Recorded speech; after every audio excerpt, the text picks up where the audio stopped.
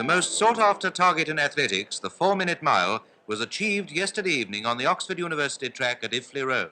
Max Robertson reports. Less than 3,000 people, mostly undergraduates, were there to see Roger Bannister break all mile records on the same ground on which he had run his first mile race. Up till yesterday, the world record for the mile stood at 4 minutes 1.4 seconds. But as Bannister lined up for the start in this race between the 3As and Oxford University, he knew that he had two colleagues with him who'd help him beat that time. This is the story of the race in one continuous film sequence.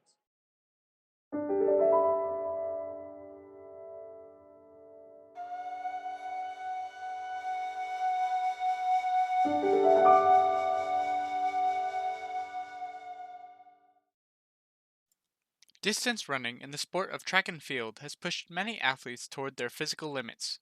Popularized in the 1800s with the first athletes emerging out of hunting as a sport in England, the sport has come a long way since then.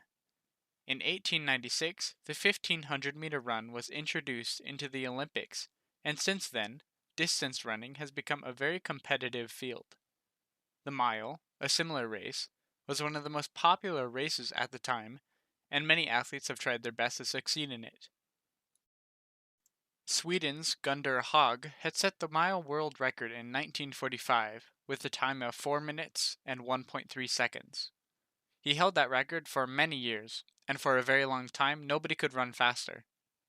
One of the biggest goals of mile runners was to run the 1600 meters in less than 4 minutes. Many tried, and many failed, up until a runner by the name of Roger Bannister from Oxford, England, stepped onto the scene. Bannister was a medical student at Oxford University in England who would later graduate and become a neurologist. Also a track and field runner, Bannister attempted to chase the sub-4-minute wall. May 6, 1954 was the day of a dual track meet in which Bannister ran. The weather was horrendous, being incredibly stormy and windy beforehand.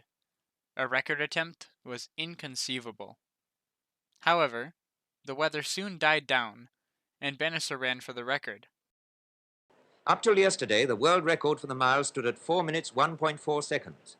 But as Bannister lined up for the start in this race between the 3As and Oxford University, he knew that he had two colleagues with him who'd help him beat that time. The end of the first quarter-mile lap.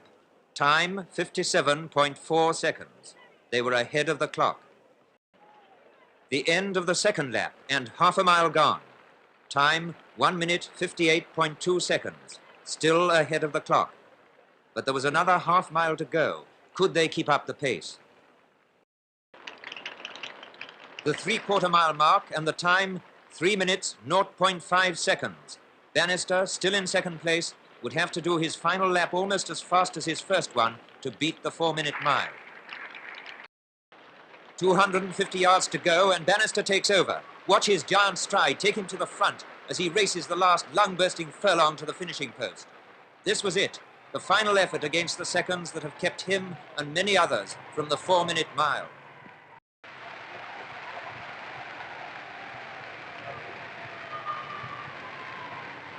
The tape is broken, and so is the record athletes have long been dreaming about.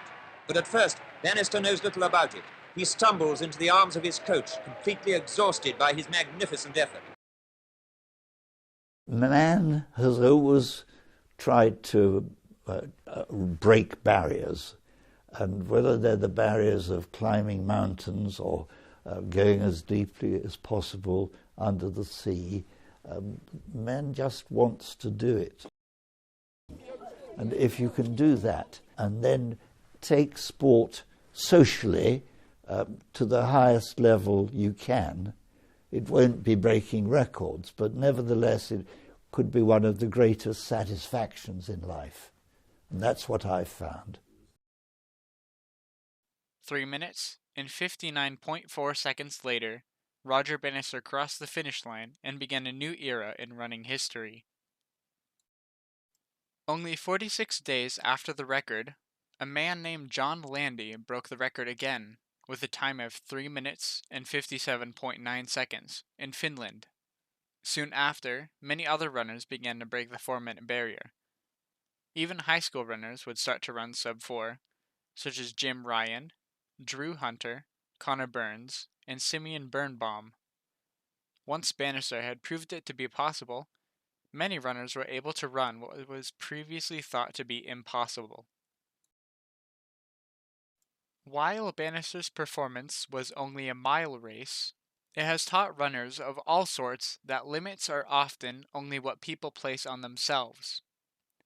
One such runner was Eliud Kipchoge, who, in 2019, ran 26.2 miles in under 2 hours, a feat which has never been done before. Although it was not recognized as an official marathon world record, it showed runners of all sorts that running such a distance in such a short time is possible.